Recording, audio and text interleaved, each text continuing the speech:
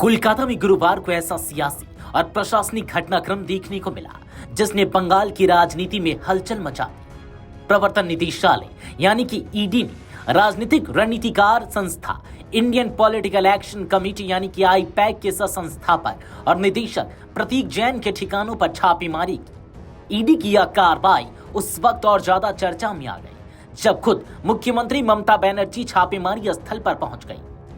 गुरुवार सुबह ईडी की टीमों ने कोलकाता में आईपैक से जुड़े 2 ठिकानों प्रतीक जैन के कार्यालय और उनके आवास पर छापेमारी शुरू की। करीब 11:30 बजे के बाद घटनाक्रम ने नाटकीय मोड़ ले लिया जब पहले कोलकाता पुलिस कमिश्नर और उसके कुछ देर बाद मुख्यमंत्री ममता बनर्जी लाउडन स्ट्रीट स्थित प्रतीक जैन के आवास पर पहुंची।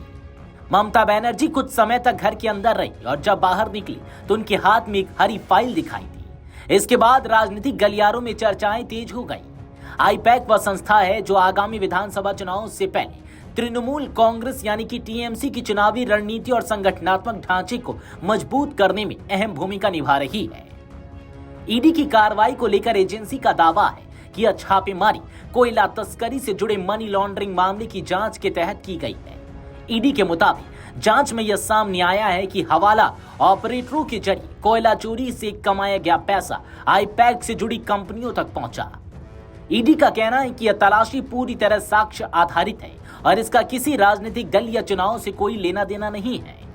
एजेंसी ने स्पष्ट किया है कि किसी पार्टी कार्यालय की तलाशी नहीं ली गई और न ही किसी राजनीतिक संगठन को टारगेट किया गया है।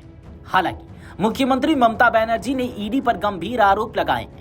ममता ने कहा केंद्रीय एजेंसी ने उनकी पार्टी के आंतरिक दस्तावेज, hard disk, laptop, mobile phone और चुनावी रणनीति से जुड़े संवेदनशील डेटा जब्त करने की कोशिश की।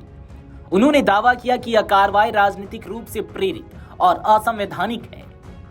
ममता बनर्जी ने आरोप लगाया कि प्रतीक जैन उनके आईटी सेल प्रमुख है और ईडी उनकी पार्टी के विधानसभा चुनाव से जुड़े उम्मीदवारों की सूची और रणनीतिक दस्तावेजों को जब्त कर रही थी, जिसे उन्होंने खुद हस्तक्षेप कर वापस ले लिया। प्रतीक जैन के बारे में बात करें तो वो मूल रूप से इंजीनियर है। उन्होंने आईआईटी बॉम्बे से मेटलर्जिकल इंजीनियरिंग और मटेरियल साइंस में पढ़ाई की। इसके बाद उन्होंने डेलॉइट में एनालिस्ट के तौर पर काम किया। साल 2015 में प्रतीक जैन ने विनेश चंदेल और ऋषि राज सिंह के साथ मिलकर आईपैक की स्थापना की। आईपैक वही संस्था है जिससे कभी प्रशांत किशोर भी जुड़े रहे हैं। यह संगठन खुद को छात्रों और युवा प्रोफेशनल्स के लिए ऐसे प्लेटफॉर्म के रूप में पेश करता है जो किसी पार्टी का सदस्य बने बिना राजनीतिक और गवर्नेंस प्रक्रिया में योगदान दे सके। प्रतीक जैन वर्तमान में तृणमूल कांग्रेस के आईटी सेल प्रमुख भी हैं, जिसकी पुष्टि खुद ममता बनर्जी कर चुकी है। ईडी की जांच में सामने आया है कि अनूप मजी के नेतृत्व वाला कोयला तस्करी गिरोह पश्चिम बंगाल के ईसीएल लीज होल्ड क्षेत्रों से अवैध कोयला निकालता था।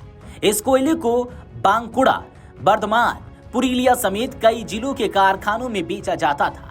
जांच में यह भी सामने आया है कि तस्करी से कमाए गए पैसों को छिपाने के लिए हवाला नेटवर्क का इस्तेमाल किया गया और इसी कड़ी में Indian Pacific consulting private limited में करोड़ों रुपए लेन देन हुए। अब यह मामला सिर्फ आर्थिक अपराध तक सीमित नहीं रह गया है, बल्कि राजनीतिक टकराव का रूप ले चुका है। एक तरफ ईडी इसे कानून के तहत की गई जांच बता रही है तो दूसरी तरफ ममता बनर्जी इसे सीधे तौर पर टीएमसी और बंगाल की राजनीति पर हमला करार दे रही है। वीडियो डेस्क अमरउजाला.com। अगर आप ये वीडियो YouTube पर देख रहे हैं तो हमारे चैनल को सब्सक्राइब कर बेल आइकन दबाएं और Facebook पर देख रहे हैं तो हमारे पेज को लाइक करें।